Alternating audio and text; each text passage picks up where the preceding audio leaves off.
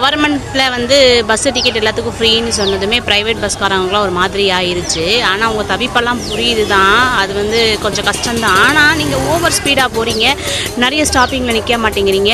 Coimbatore to Mettupalayam போகிறதா இருந்தால் இடையில இருக்கிற துடியலூர் பெரிய நாயக்கன் பாளையத்தில் நிற்க மாட்டேங்கிறீங்க. மேட்டுப்பாளையத்தில் மட்டும்தான் வண்டி நிற்குங்கிறீங்க. ஓவர் ஸ்பீடு, வயசானவங்களாம் இறங்கி ஏறதுக்குள்ளே பஸ்ஸை எடுத்துடுறீங்க. அதுவும் இல்லாமல் குழந்தைங்கள்லாம் கூட்டிகிட்டு போனாக்கா சவுண்டு ஜாஸ்தியாக இருக்குது. இதெல்லாம் நீங்கள் அவாய்ட் பண்ணணும்ல. இதெல்லாம் நீங்கள் அவாய்ட் பண்ணால் நல்லாயிருக்கும். லக்கேஜ் பாட்டிமா வந்து வாழைப்பழம், காய்கறி இதெல்லாம் லக்கேஜ் எடுத்துதான் ஓவர் ஃபைனில் காசுலாம் வாங்குறீங்க. சரி, இது ஒரு பக்கம் இருக்கட்டும். கவர்மெண்ட் பஸ்ஸில் என்னன்னா ஃப்ரீயாக தானே நீ வர, இந்த டிக்கெட்னு சொல்லி தூக்கி மூஞ்சியில் விட்டெறிகிறாங்க. அதாவது ஒரு கவர்மெண்ட் பஸ்க்கு எப்படின்னா நிறைய கவர்மெண்ட் பஸ்க்கு என்ன ஆகும்னு தெரில. அதனால் முதலமைச்சர் அவர்கள் இதையும் பார்க்கணும். டிக்கெட் கொஞ்சம் கூட மரியாதையே கிடையாது. ப்ரைவேட் பஸ்லையாவது கொஞ்சம் ரெஸ்பெக்ட் இருக்கும், ஆனால் கவர்மெண்ட் பஸ்ஸில் சுத்தமாக மரியாதை கிடையாது.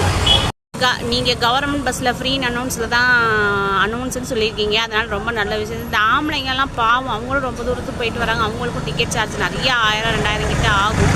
அதனால் அவங்களுக்கு நீங்கள் பாதியாக குறைச்சா போதும். நீங்கள் ஃப்ரீயே டிக்கெட்டே வேணாம், எங்களுக்கு எதுவுமே ஃப்ரீ வேணாம். நீங்கள் எல்லாமே ஆஃப் கொடுத்தீங்கன்னா கூட ரொம்ப நிம்மதியாக இருக்கும். ட்ரெயினில் போகிறவங்களாம் ஆஃப் கொடுக்கலாம், ட்ரெயின் பாஸ் கொடுக்கலாம், பஸ் பாஸ் கொடுக்கலாம். எல்லாமே நீங்கள் ஆஃப் கொடுத்தீங்கன்னா கூட கொஞ்சம் யூஸ்